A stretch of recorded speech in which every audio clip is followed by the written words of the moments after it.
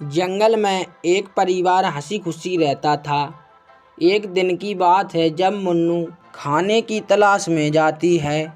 माँ, जंगल में एक खूंखार भेड़िया घूम रहा है। तुम जंगल से खाना शाम होने से पहले ले आना। हाँ बेटा, ठीक है, मैं शाम होने से पहले आ जाऊंगी। और फिर वह जंगल में चली जाती है और खूब पेट भरकर घास खाती है और घर की तरफ आते आते अपने बच्चे के लिए घास ले आती है। माँ, पता है आज वह भेड़िया अपने घर की तरफ से निकला है। तुम जल्दी आ जाया करो। इतना कहकर वे दोनों सो जाते हैं। अगले दिन सुबह सुबह सत्तू जंगल में घूमने जाता है तो उसे वही भेड़िया दिख जाता है और सत्तू डरकर अपने घर आ जाता है और अपनी माँ से कहता है, माँ, हमारा इस जंगल में रहना सही नहीं है। हमें वही भेड़िया मिला था, लेकिन मैं वहाँ से भाग आया। चलो अभी हमें यहाँ से चलना होगा। और फिर वे दोनों उस जंगल से भागकर नए घर में रहने लगते हैं। एक दिन सत्तू को खेलते खेलते अपने पुराने घर की याद आने लगती है तो वह अपने घर जाने लगता है।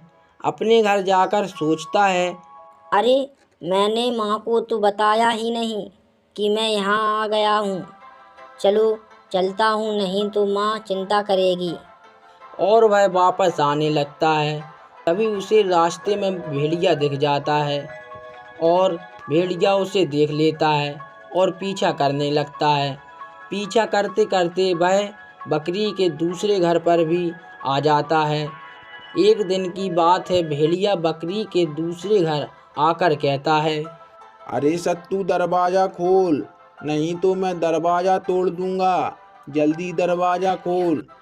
लेकिन वे दोनों ने दरवाज़ा नहीं खोला तो भेड़िया दरवाज़ा तोड़ने लगता है। लेकिन बहुत कोशिशों के बाद भी वह दरवाज़ा नहीं तोड़ पाता और नाकाम होकर चला जाता है। धीरे धीरे सत्तू बड़ा हो जाता है और अब उसे किसी का भी डर नहीं था। एक दिन वही भेड़िया उसी सत्तू के घर आकर कहता है, अरे सत्तू, तू कितना डरपोक है, दरवाजा भी नहीं खोलता। इतना सुनते ही सत्तू बाहर आ जाता है और भेड़िया से भिड़ जाता है। लड़ते लड़ते सत्तू भेड़िया को मार देता है। माँ, मैंने उस भेड़िए को मार डाला। अब हमें किसी बात का डर नहीं है। अब हम जंगल में खूब खेलेंगे।